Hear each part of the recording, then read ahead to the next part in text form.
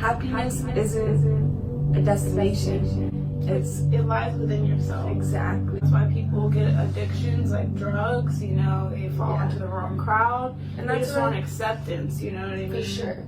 So, And I want to, if you're struggling with addiction, drug abuse, or anything, any of your struggles, I want to let you know that addiction, all that, it all has a deeper root. yes. You know, if you find yourself using drugs all the time, it's because of a deeper problem.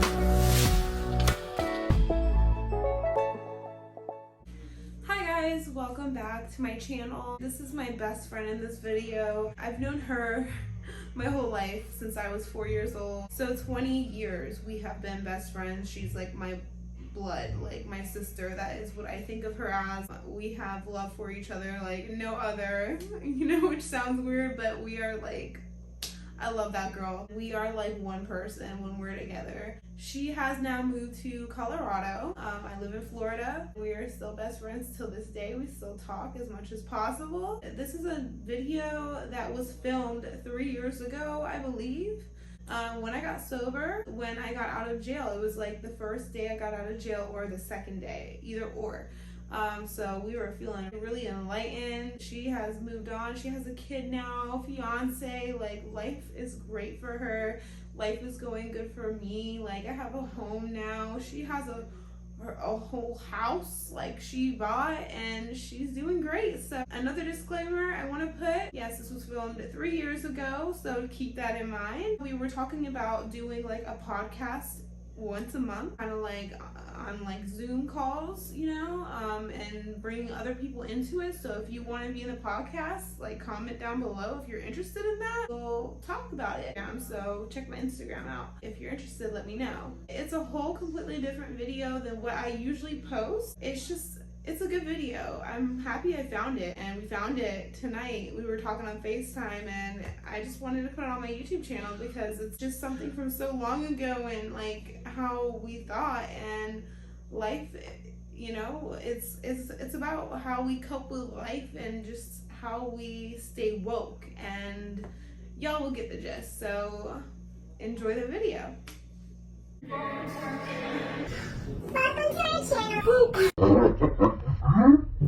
Welcome to our channel. This is our first video ever on this channel, and we really wanted to create this channel to help guide others on their spiritual path, or even if you just want to get to know yourself better and heal yourself.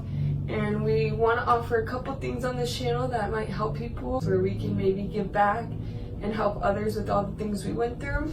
We can start by telling our story, some of the hardships and the strongholds that we've been through. I want to start by saying that you want to make your head a good place to live. You can never get away from yourself, so it's important to be careful what thoughts you allow yourself to think, and focus yourself on the things you actually want in life. You know, surround yourself with people who you see have a future, rather than people of your past. You are who you surround yourself with. Birds of a feather flock together. But yeah, it's important to make sure you're aware of your surroundings, because oftentimes we're surrounded by energy draining people who, even if they don't mean it, they're toxic, and just being around them produces anxiety, produces fear, produces worry. And you want to cut that off. The biggest thing I think about becoming spiritual and becoming more aware of yourself is checking yourself. Being like, look, you're fucking up right now. And actually being able to have some truth with yourself, because at the end of the day, the things we lie about are probably things we shouldn't be doing in the first place, are probably things that don't sit right with our heart. And when you lie, you're honestly just lying to yourself. First step for addiction is to admit you have a problem. That's really with anything. If you are insecure, you have to first admit, okay, there's something that I'm having a problem with. Either I'm viewing myself wrongly or I'm comparing myself to others, but you have to recognize the problem and where you're going wrong. It doesn't matter what you look like or where you are in life. There are happy people in lower situations than you. People who don't have clean water and still wake up with a smile and still can maintain their life. So it doesn't matter what you have or where you are. Happiness isn't a destination. It lies within yourself. Exactly. It's crazy how you can be sitting in a cell and be so free, but be outside of that cell, out of those walls, and be a prisoner. You know, so it's very true. I mean, it's freedom is a state of mind too, because like she said, there are prisoners who find liberation and happiness. You know, it's not about where you are, where you stand. It's about taking your circumstance for exactly what it is, accepting it as if you had chosen it. Acceptance is one of the, I think is the biggest key to happiness. Yes, because you gotta accept how your life is at the moment, because you know, I truly do believe like everything happens for a reason. You are where you're at right now for a reason. There are bigger, happier, bigger things that's gonna happen from this, you know, this struggle that you're going through. It's hard. I also want to bring up another point. For a long time, ever since I was a little girl, I always remembered myself super depressed, you know, at an age where you wouldn't even think a kid would think thoughts like that. And it just got so comfortable thinking those dark thoughts, self-sabotaging myself, putting myself in a dark place was comfortable. So getting out of that was hard, and I didn't realize I was hurting myself. It was my state of mind. Rain or shine, it's just a state of mind. So now I try to look out when things happen, I try to smile, and I try to, you know, because that means you're alive. You know, if you feel pain or you feel hurt, that means you truly are living and surviving, you know, and it's a sign that it's important to give yourself credit where credit's due. Like, we always think, damn, we have so far to go, where I haven't even done that much, you know, but you have to take it is for what it is. The monsters in our head, you know, we all have that voice that talks to us, where I'm not really sure who that voice is or what it is, because I swear it doesn't talk like me, but it's there, and we all have one, right? We all have a little voice that thinks for us, basically. Our thoughts become actions. If you don't like where you are in this exact moment, your situation right now is based on the result of your past thoughts and actions. You can't do anything in life without first creating it up here. Your thoughts are very powerful, so you want to make sure that you're aware of your thoughts and that you can filter them out. So when you have a bad thought that you know isn't leading you to the better side, then you think, okay, that's a bad thought, we're gonna throw that out and I'm gonna replace it. Or if I think, damn, like I really messed up, that was a big mistake, I can think, you know, okay, what is this teaching me?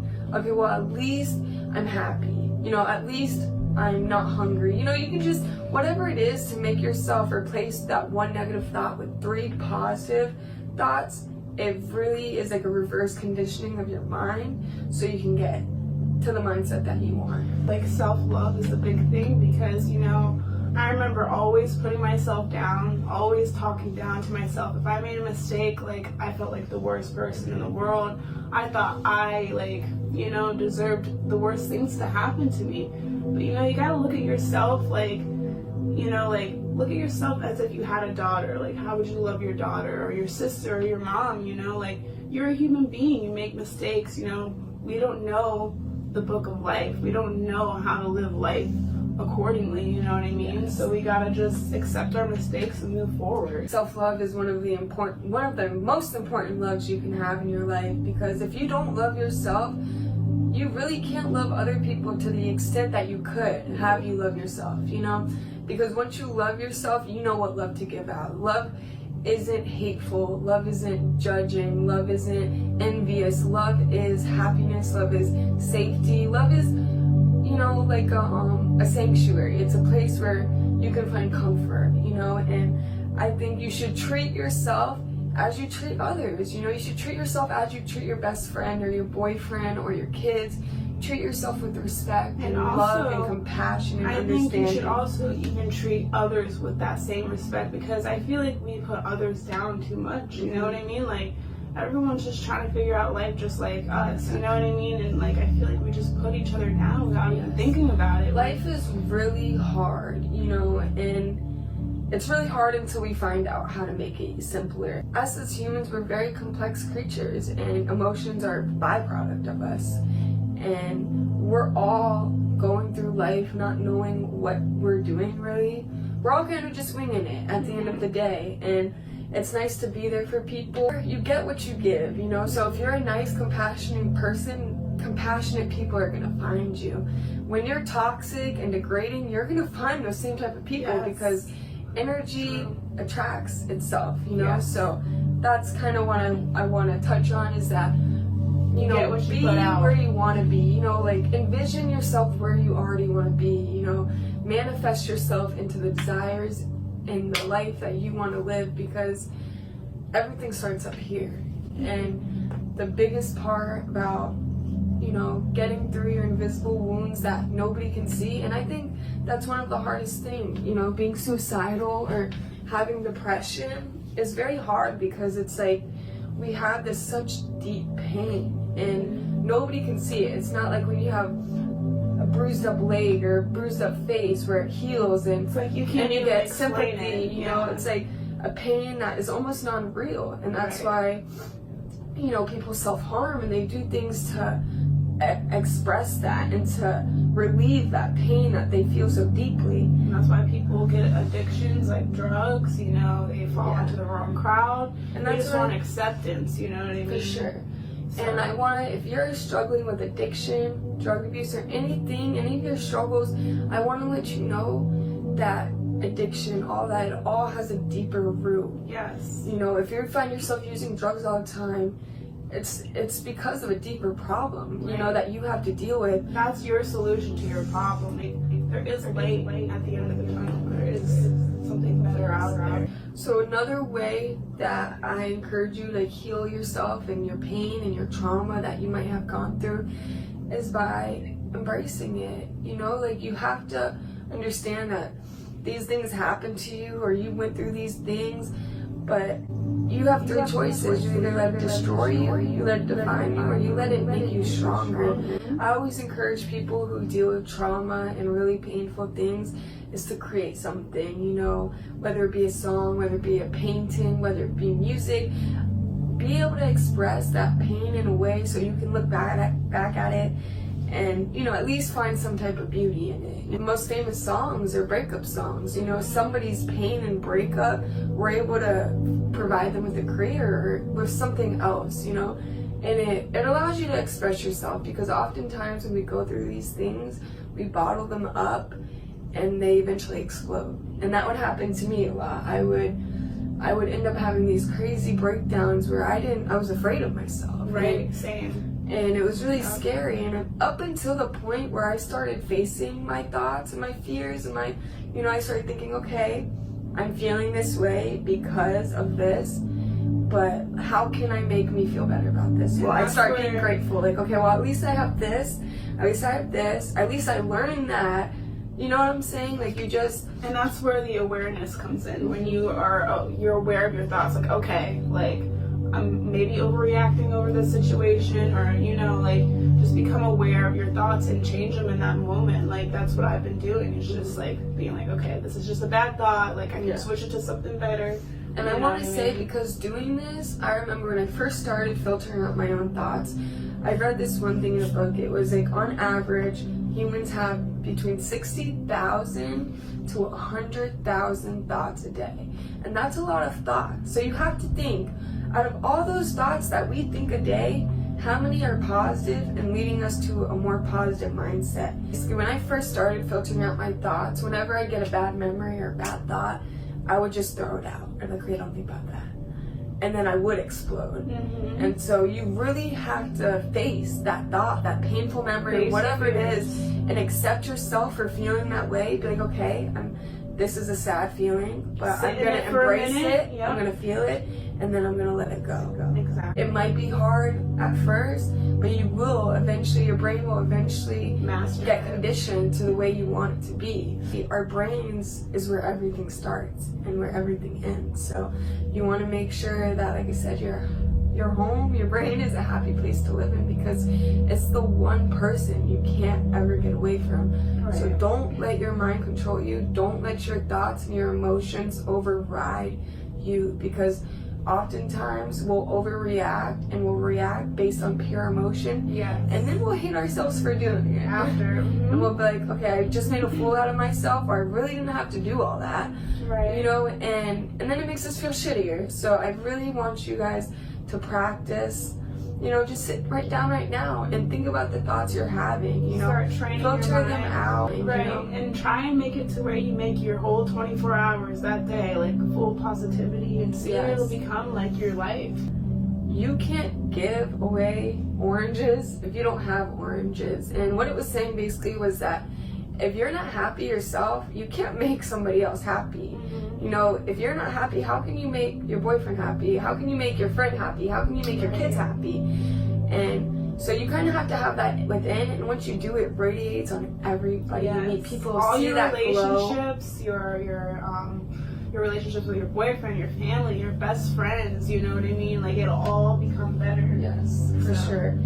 Energy is contagious. So I hope this video was helpful, and I hope it gives you some suggestions and advice on how to cope with your own mind and how to heal yourself. And also, if you do have any video suggestions, please put them in the comments below. Also hit that subscribe button. This is our first video, so Yeah. it might be a little rough. But we'll get better in time. Yeah, we hope to, and this is kind of just a rough draft to see how it goes, and we hope to help many people in the process. So we thank you guys for taking the time out to sit here and watch us and hear what we have to say. We'll Tuna see you next time. says, please subscribe.